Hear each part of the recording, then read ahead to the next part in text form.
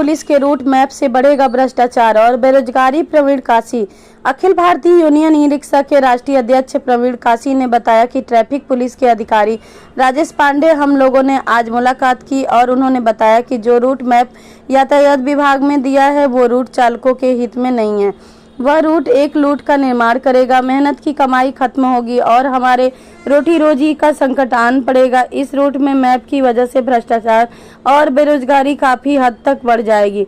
बता दें कि 27 जुलाई को यातायात विभाग वाराणसी की तरफ से ई रिक्शा चालकों के लिए एक रूट मैप बनाया गया, जिसे बिना किसी आधिकारिक घोषणा और बातचीत के ही जबरन लागू करने की कोशिश यातायात पुलिस के द्वारा की जा रही है, जिसे अखिल भारतीय ई रिक्शा चालक यूनियन के द्वारा बहिष्कार कर दिया गया है। हम टोटो चालक आज ट्रैफिक पुलिस के अधिकारी जो हमारे राजेश कुमार पांडे जी यहाँ पर पुलिस आयुक्त, उनके पास आए थे।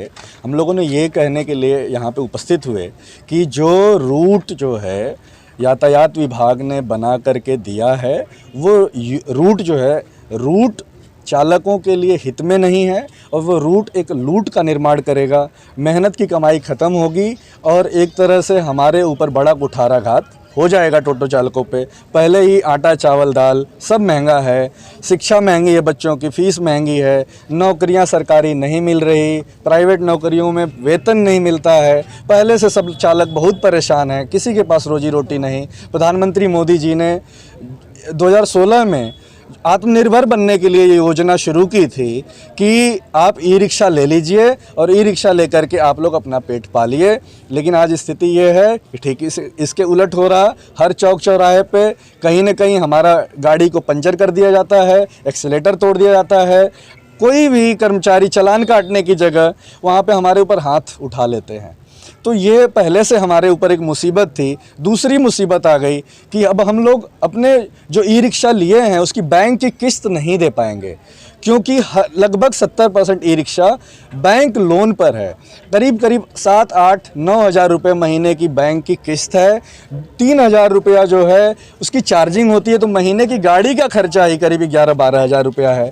और यहाँ पे औसत कमाई सिर्फ 15 हज़ार रुपये टोटो चालकों की है। कोई चालक 20 हज़ार रुपये महीने का कमा लेता होगा, सब लोग नहीं कमा पाते। तो हम लोग अनुरोध कर रहे हैं प्रशासन के माध्यम से, शासन के माध्यम से, मुख्यमंत्री योगी आदित्यनाथ जी से, प्रधानमंत्री श्रद्धेय यशस्वी श्री नरेंद्र मोदी जी से, जो हमारे सांसद भी हैं, कि आपने जो ये ई रिक्शा शुरू किया है, हम सब लोगों को जीने के लिए जो तरीका और संभव हो सकता है, कैसे हम जाम मुक्त करके जहाँ पे बस जा सकती है वहाँ ई रिक्शा भी जा सकता है ना। जहाँ पे बड़ी बड़ी गाड़ियाँ VVIPs की चली जाती हैं वहाँ ई रिक्शा जा सकता है। ई रिक्शा वो माध्यम है जो ज़्यादा रोजगार पैदा करता है, जगह कम घेरता है। बस इसे नियमित करने के और तरीके हमें बनाने हैं, नियमित करने के तरीके हम साझा करना चाहते हैं। जी, आज क्या किया आपने? आज हम लोगों ने जो है एक रैली, एक जुलूस निकाला है, एक सिंबॉलिक प्रतीक के रूप में हम लोग आए धरना लेके। अगर आज हमारी बात सुनी जाएगी तो हम लोग बहुत खुश होके हम लोग जाएंगे।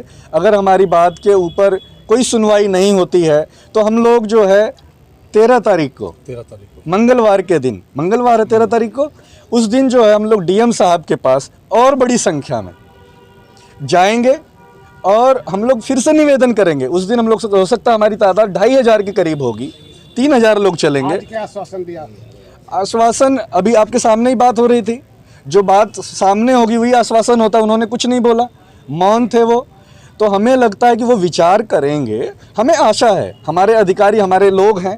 हमारा अधिकारी कोई बाहर का नहीं, अमेरिका का नहीं है, वो हमारे ही लोग हैं, हमारे प्रतिनिधि भी हमारे लोग हैं।